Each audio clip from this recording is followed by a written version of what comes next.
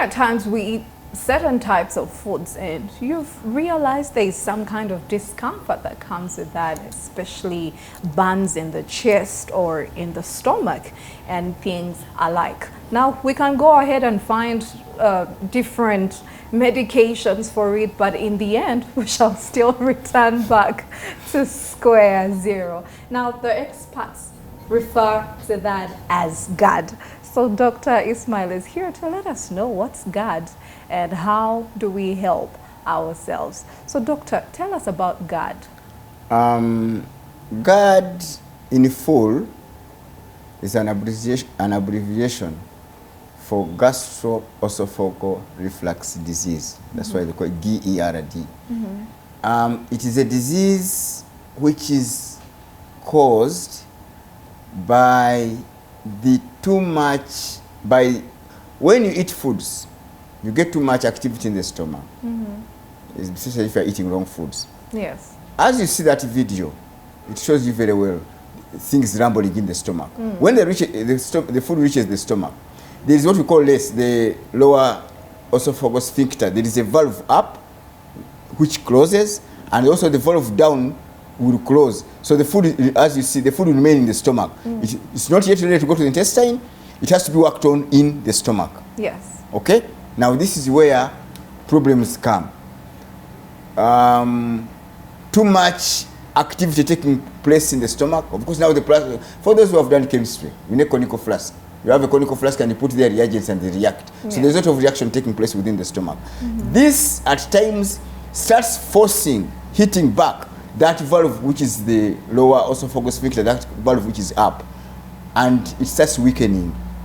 When it starts weakening, then you have acid from the stomach trying to come back in the mouth. Those are, you start getting those burning sensations. Right. Because the valve, the less valve which you see there in the diagram is a one way. It is supposed to only to take food down and close. Okay? Now, time reaches when it starts weakening. Weakening because too much activity in the stomach starts heating it up and starts weakening. Yes. And when it starts weakening, that will push it pushes acids back into the esophagus, into the esophagus, and that you start getting the burnings. The valve starts relaxing. Okay. Why does the valve relax?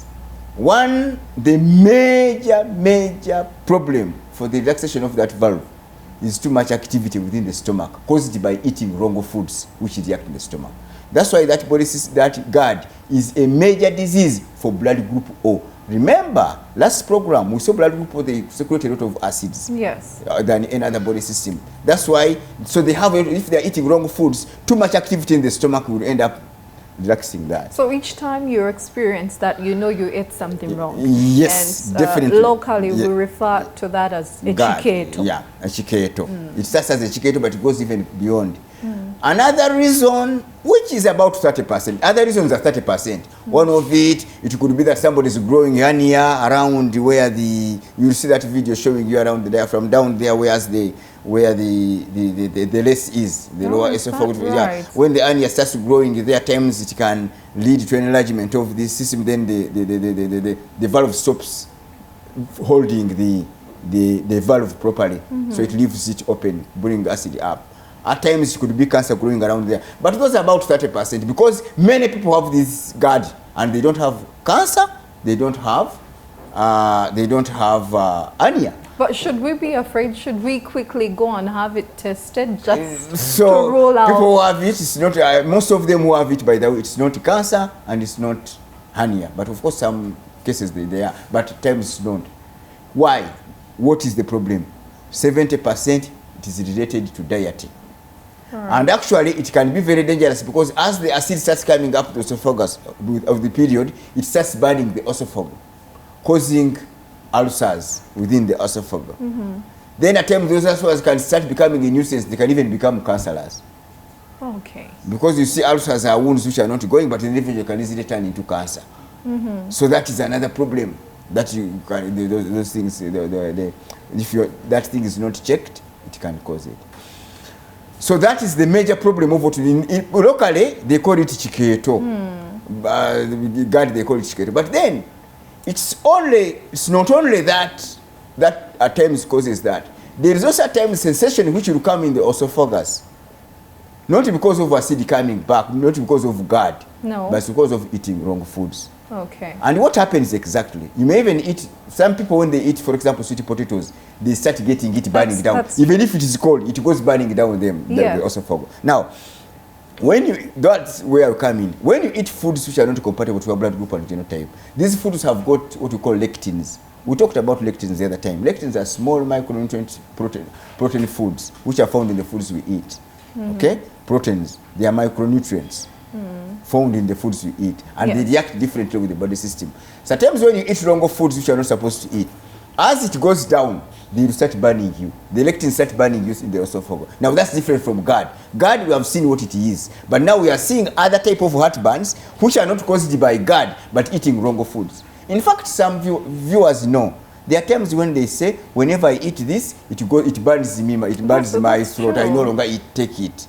Okay, so that is where the difference has to be drawn between GERD, gastroesophageal reflux disease, and other types of heartburns. You go to the hospital, every time they do the checkup, they say we don't see anything.